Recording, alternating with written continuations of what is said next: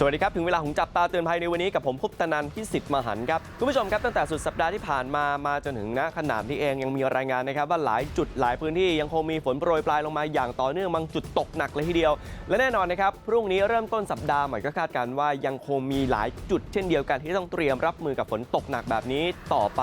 หนึ่งปัจจัยสำคัญที่มีบทบาทต่อสถานการณ์ฝนตอนนี้ในประเทศไทยของเราก็คือเรื่องของพายุที่ก่อตัวขึ้นใกล้เมืองไทยของเรานะครับตอนนี้สถานการณ์ล่าสุดเป็นอย่างไรเดี๋ยวเรามาตรวจสอบพร้อมๆกันกับระบบพยากรณ์อากาศของไทยรัฐทีวีเดอะเวเดอร์คอมพานีนะครับคุณผู้ชมครับต้องบอกคุณผู้ชมแบบนี้นะครับว่าพายุลูกนี้นั้นมีการก่อตัวมาตั้งแต่ปลายสัปดาห์ที่ผ่านมานะครับจุดที่มีการพัฒนาความรุนแรงจนกลายเป็นพายุดีเพรสชันเกิดขึ้นก็คือในบริเวณทะเลจีนใต้ตอนกลางจุดนี้นั่นเองนะครับแล้วก็ล่าสุดตอนนี้จากการตรวจสอบก็พบว่า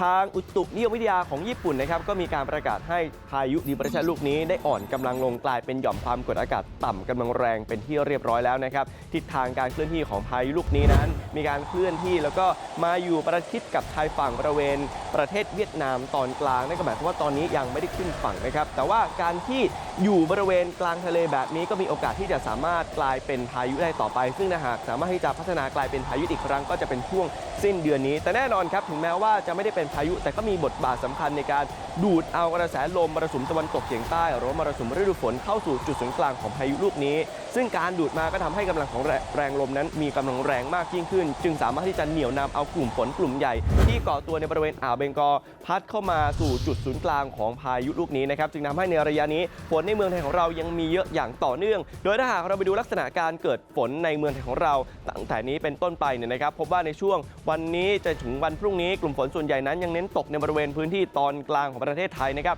พรุ่งนี้ครับ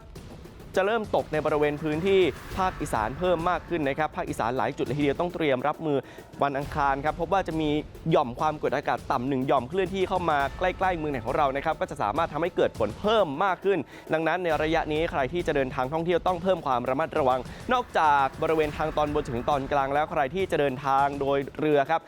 ระยะนี้ฝนนั้นยังคงตกแล้วก็ยังมีโอกาสที่สามารถที่จะทำให้เกิดคลื่นสูงเกิดขึ้นส่วนสถานการณ์คลื่นนั้นถ้าหากเรามาดูคลื่นครับพบว่าตั้งแต่วันนี้เป็นต้นไป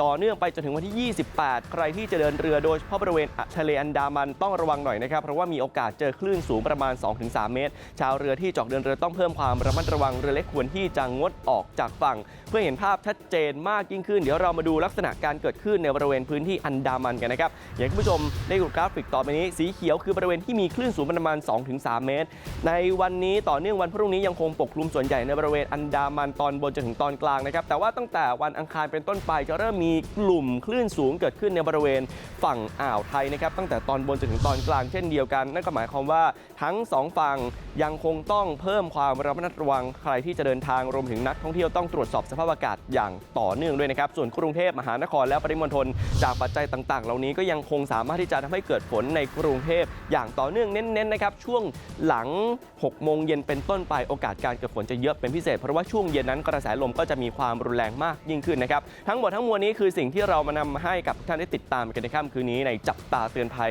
ผมคุปตนันท์ พิสิทธิ์มหันต์สวัสดีครับ